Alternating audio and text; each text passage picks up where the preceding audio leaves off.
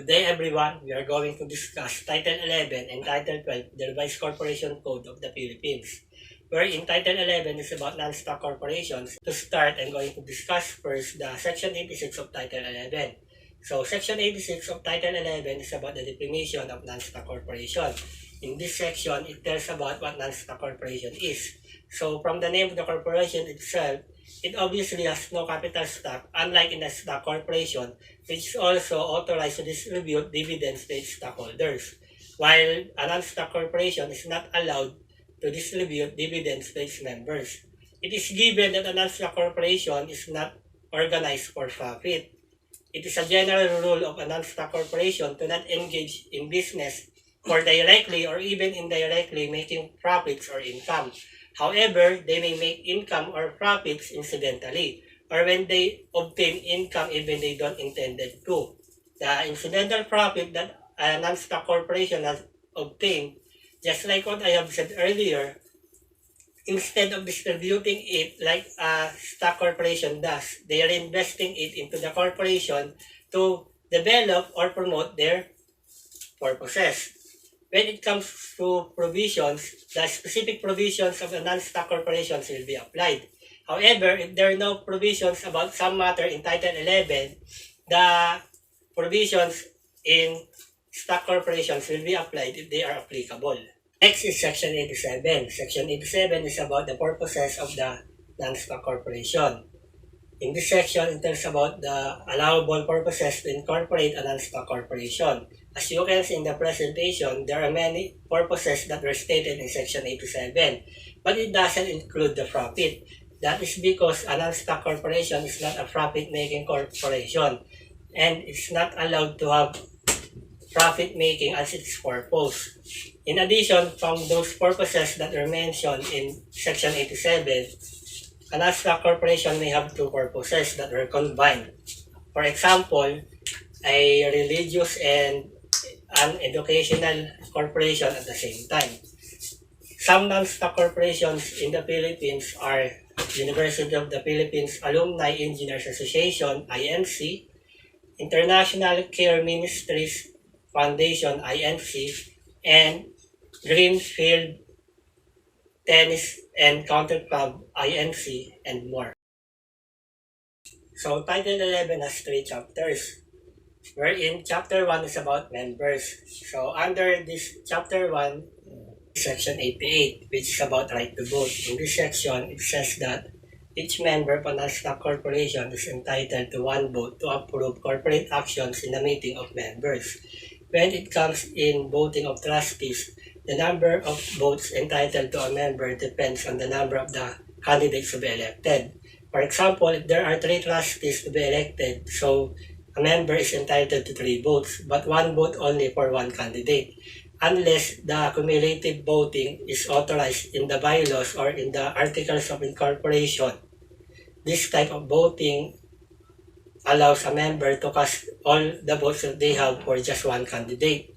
For example, if a member is entitled to 3 votes, a member can cast it to just 1 candidate. In addition, the vote by proxy and voting through remote communication and or in absentia are allowed in a non-stock corporation if they are also provided in the bylaws or in the articles of incorporation. The vote by proxy is when a member can't vote in person, they can ask someone to vote on their behalf, while the vote through remote communication can be via Skype, Zoom, or email. Next is Section 89, which is about non-transferability of membership. In this section, it says that the membership cannot be transferred because it is personal to the member, and it is unique just for them. However, if it is provided in the bylaws or in the articles of incorporation, therefore, it will be transferable. So next is the last section in Chapter 1, which is Section 90. That is about termination of membership. In this section, it says that in a non-stock corporation, if the reasons for a membership to be terminated are provided in the bylaws or in the articles of incorporation, therefore, it will be terminated for those reasons. The member whose membership is terminated will then have no rights in the corporation and also to its property. However, they shall still have rights in them if it's also provided in the bylaws or in the articles of incorporation. Chapter 2, Trustees and Officers. Section 91, Election and Terms of Trustees. In a corporation, the number of trustees may be more than 15, and the elected trustee shall hold office for not more than 3 years, until their successors are elected and qualified. And for filling the vacancies, elected trustees shall hold office only for the unexpired term or period. Only a member of a non-stock corporation shall be elected as trustees if the company is vested with public interest, unless otherwise provided in the Articles of Incorporation or the bylaws. The members may directly elect officers of a non-stock corporation. Section 92, List of members and proxies, place of meetings. Every corporation must keep a list of its members and their proxies, as it may require by the Commission. 20 days prior to any scheduled election, the list shall be updated to the members and proxies of the corporation. As may provide in the bylaws, the corporation may hold their regular or special meetings at any place, even outside the place where the principal office is located, provided that proper notice shall be sent to all members indicating the date, time, and place of the meeting, provided further that the place of the meeting shall be within the Philippine territory. Chapter 3, Distribution of Assets in Non-Stock Corporation. Section 93, Rules of Distribution. The assets of a non-stock corporation undergoing the process of dissolution for reasons other than those set forth in Section 139 of this Code shall applied and distributed as follows. A. All liabilities and obligations of the corporation shall be paid, satisfied, and discharged, or adequate provisions shall be made thereof. Upon the dissolution, the members cannot receive the assets and they have to distribute or give it away to other non-stock corporation upon condition. B. Assets held by the corporation upon a condition requiring return, transfer, or conveyance, and which condition occurs by reason of the dissolution, shall be returned, transferred, or conveyed in accordance with such requirements. C. Assets received and held by the corporation subject to the limitations permitting their use only for charitable, religious, benevolent, educational, or similar purpose, but not held upon a condition requiring return, transfer, or conveyance by reason of the dissolution of, shall be transferred or conveyed to one or more corporations, society, or organizations engaged in activities in the Philippines, substantially similar to those of the dissolving corporation, according to a plan of distribution adopted pursuant to this chapter. Those assets that are not subject for returning, transferring, conveying will be transferred or donated to one or more non-stock corporation, society, or organizations that is similar to the purpose of the dissolving corporation. Take note that the non-stock corporation to which the assets are transferred must also be in the Philippines. D. Assets other than those mentioned in the preceding paragraphs, if any, shall be distributed in accordance with the provisions of the Articles of Incorporations or the bylaws, to the extent that the Articles of Incorporation or the bylaws determine the distributive rights of members or any class or classes of members or provide for distributions. Remember that those assets will not be equivalent to a distribution of assets or dividends violating the provisions of this code. And E.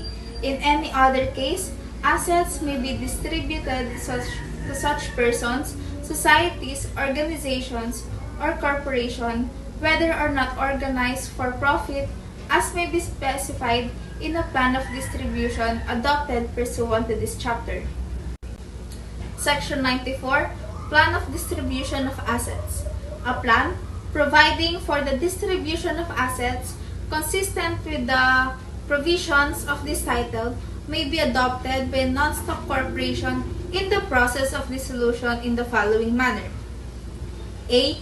The Board of Trustees shall by majority vote adopt a resolution recommending a plan of distribution and directing the submission thereof to a vote at a regular or special meeting of members having voting rights. B.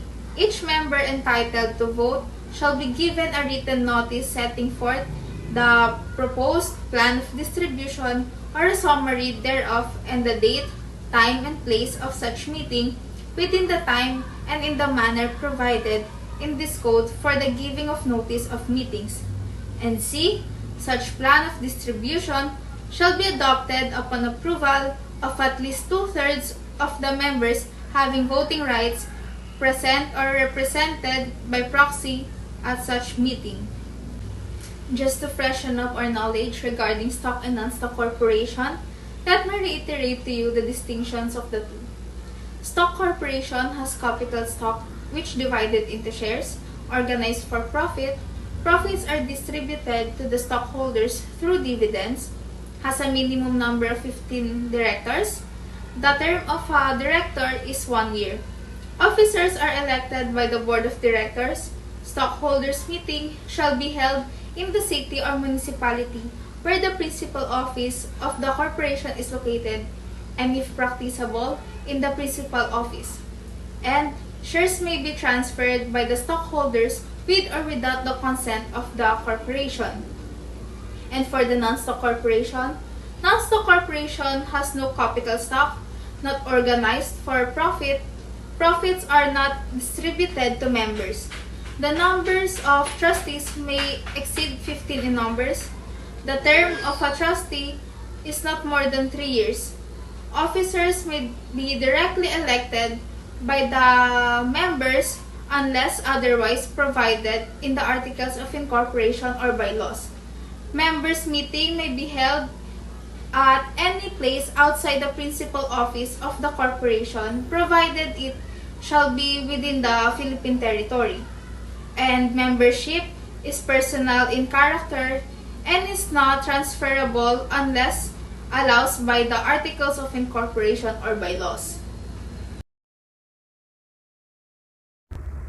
Section 95 deals with the definition and applicability of the title. So a closed corporation is a corporation in which stock shall be held of record by not more than a specified number of persons, not exceeding 20. Also, shares or stock are restricted to 1 or more transfers permitted by this code. The stock in a closed corporation is not allowed to be exchanged or offered to the public. That is why, for a corporation to be considered as a closed corporation, it should not be owned or controlled by another corporation who owns at least 2/3 of its voting stock or voting right. Mining or oil companies, stock exchanges, banks, insurance companies, public utilities, educational institutions, and other corporations declared to be vested by public interest in accordance with the provisions of this code are not allowed to be incorporated as a closed corporation. Section 96 tackles about the permissible provisions that may be provided in the Articles of Incorporation of a closed corporation. First, the Articles of Incorporation of a closed corporation may provide for the classification of shares or rights, as well as the qualifications of owning or holding the same, and the restrictions on their transfer subject to those stated therein. Second, directors who are classified into 1 or more classes, wherein each of whom may possibly be voted for and elected solely by a particular class of stock.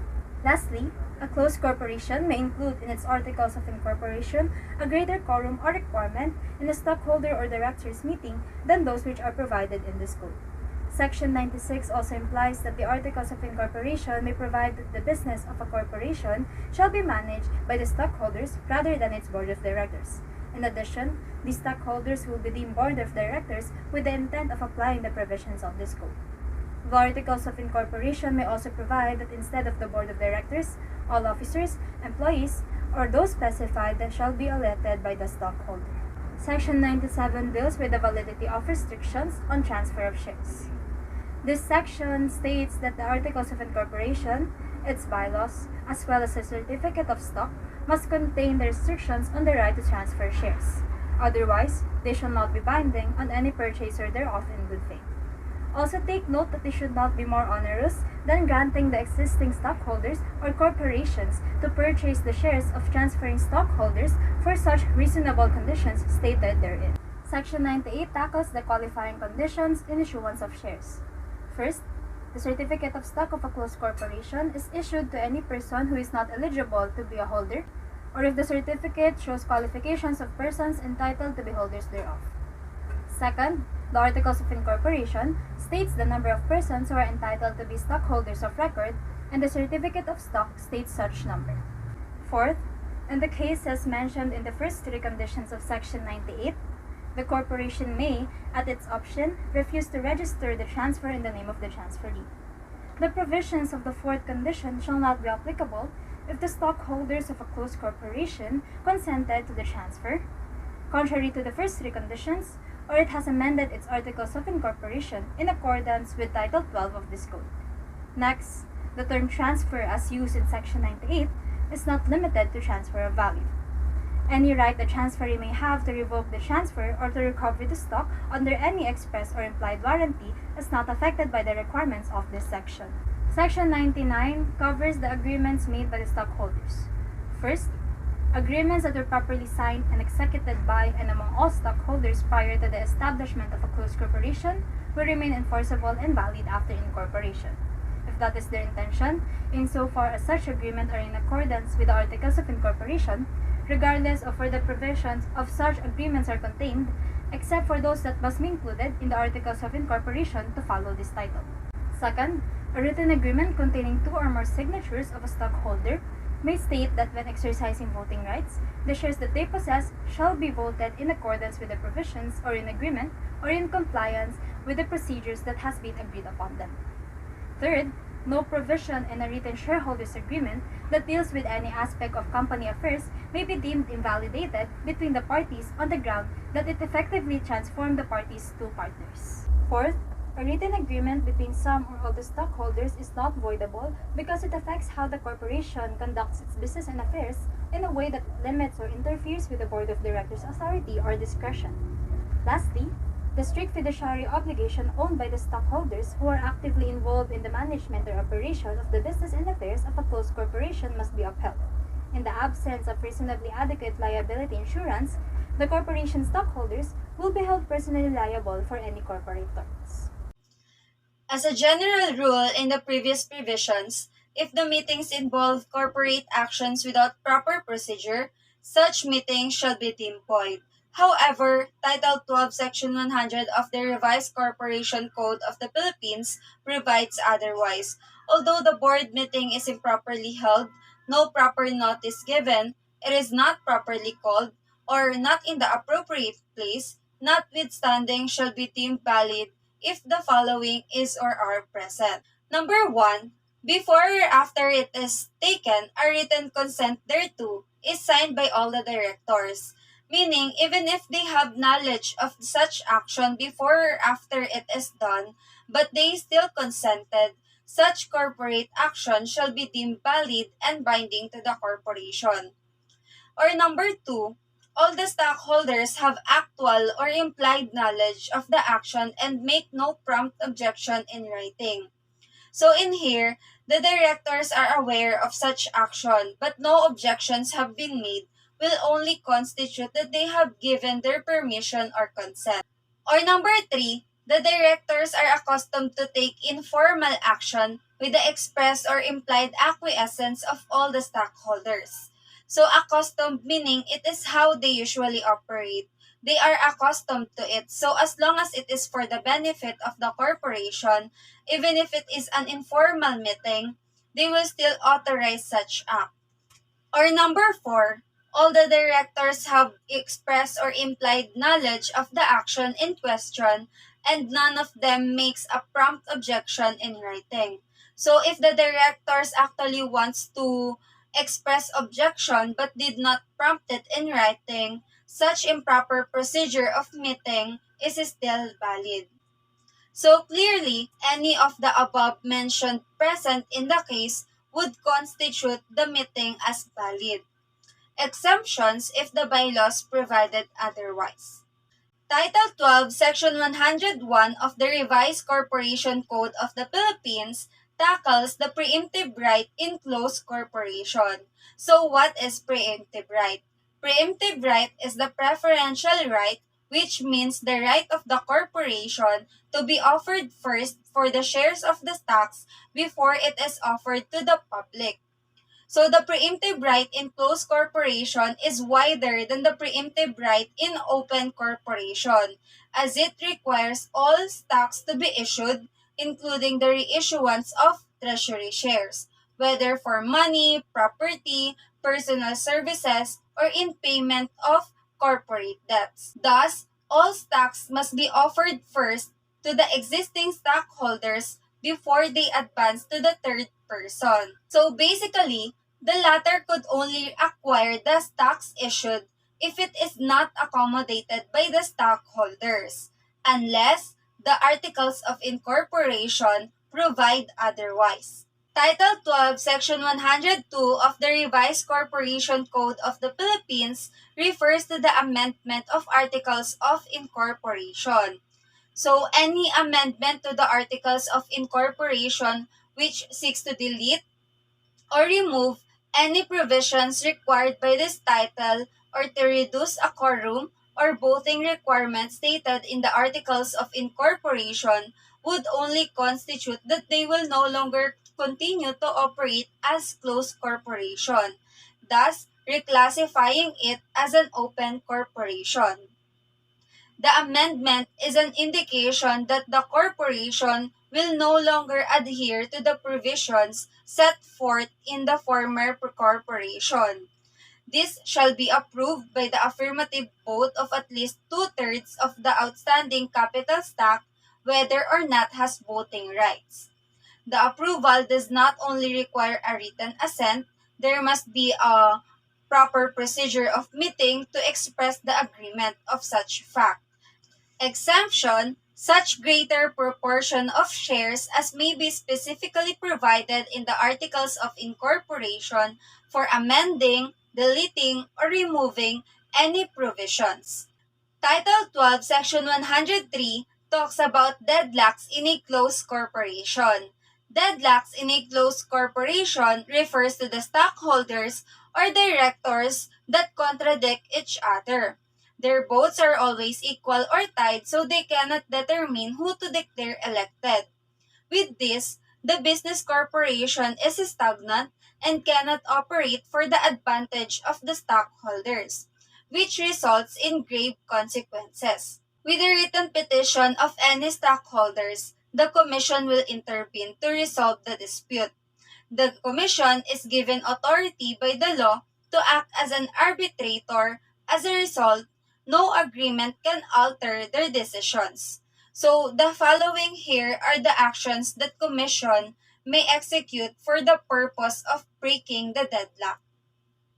So, one of the actions mentioned here is appointing a provisional director.